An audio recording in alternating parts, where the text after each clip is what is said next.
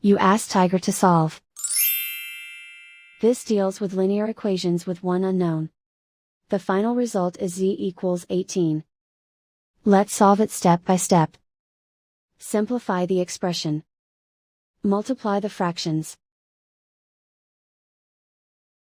Break up the fraction. Find the greatest common factor of the numerator and denominator.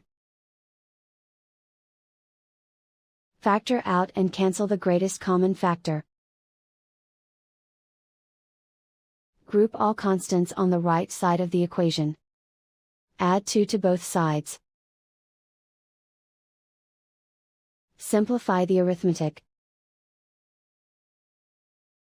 Convert the integer into a fraction. Combine the fractions. Combine the numerators. Isolate the z. Multiply both sides by 4. Group like terms.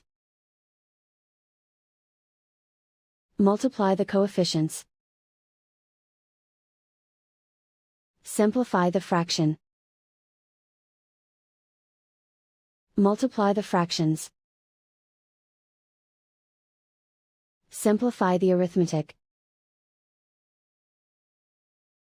And so the final result is z equals 18.